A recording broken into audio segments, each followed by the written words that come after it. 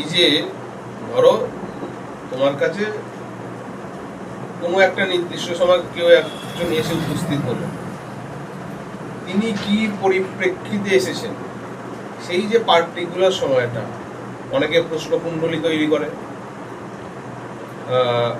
আবার দক্ষিণ ভারতে আরকেপি সিস্টেম খুব প্রচলিত, রতন কোটাম রাজু। ব্যাপারটা কি, আমাদের এই যে ঘড়ি 12টা কাঁটা আছে, 12টা ঘর আছে, প্রত্যেকটা ঘরকে প্রত্যেকটা রাশি দিয়ে ডিভাইড করা হয়েছে, প্রত্যেকটা ঘর প্রত্যেকটা রাশি।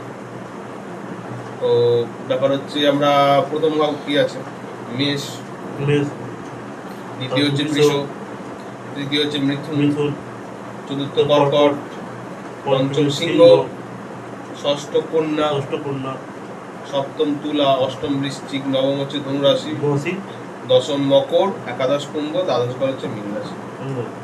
এই যেমন প্রত্যেকটা রাশির যেমন বৈশিষ্ট্য আছে, এবারে এই যে 12টা ঘর, প্রত্যেকটা ভাব থেকে আমরা কি কি বিচার করতে পারি। প্রথম ভাব থেকে আমাদের দেহ ভাব অর্থাৎ তনু ভাব বিচার করা হয়, মানুষটা কেমন হবে, তার একটা ফিজিক্যাল অ্যাপিয়ারেন্স কেমন, দেখতে কেমন হবে, ওভারঅল মানুষটা সম্পর্ক।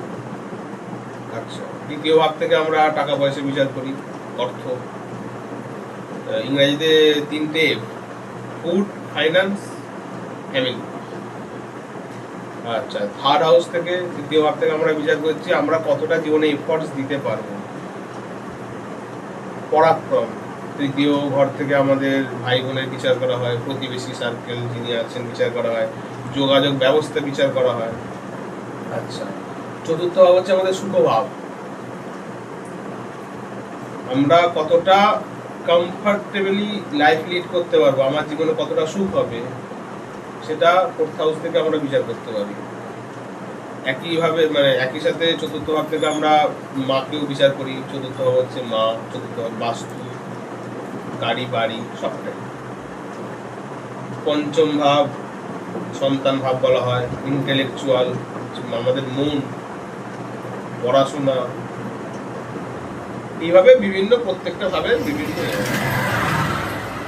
এইবারে ধরো কোনো একটা মানুষ তোমার কাছে কোনো সমস্যায় পড়ে এসছে, দেখবে কোনো না কোনোভাবে সেই, তুমি যদি হোরারি করে বা প্রশ্নকুণ্ডলী তৈরি করে দেখো, কোনো না কোনোভাবে ষষ্ঠ, অষ্টম এবং দ্বাদশ হবে কোনো না কোনো সম্পর্ক একটা পাবি। কেন? ষষ্ঠ ভাব হচ্ছে রোগ নিপুণী সমস্যা, অষ্টম ভাব হচ্ছে আরো গোপন সমস্যা, প্রবলেম, দ্বাদশ ভাব হচ্ছে ব্যয়স্থা, লস। তো মানুষ জ্যোতিষের কাছে কখন আসে? নিশ্চয়ই কোনো সমস্যায় পড়লে বা তার জীবনে কোনো ক্ষতি হচ্ছে বা হচ্ছে, ভালো হলেও আসে, সেটা ব্যাপার না, আমার জীবনে আর পরবর্তীকালে কি ভালো হতে পারে বা কি খারাপ হবে সেটা তখন প্রশ্নকুণ্ডলী থেকে বিচার করা যেতে পারে, এবং তার যে হরস্কোপ আছে, জন্মছক আছে, সেখান থেকে বিচার করা যায়। এটা একটা ওভারঅল ব্যাপার। তো প্রশ্নকুণ্ডলী ব্যাপারটা এরকম, আরকেপি যেটা বলছিলাম, ধরো তোমার কাছে কেউ একজন এলেন, তিনি বর্তমানে কোন সিচুয়েশনের মধ্যে আছেন, কোন পরিস্থিতিতে আছেন, সেইটা বুঝতে গেলে এবার আদৌ সেই মানুষটা তোমাকে পরীক্ষা করতে এসছেন কিনা, সত্যি প্রবলেম নিয়ে এসছেন। আমার জীবনে এরকম বেশ কয়েকটা এরকম ঘটনা আমি প্র্যাকটিক্যালি সলভ করেছি।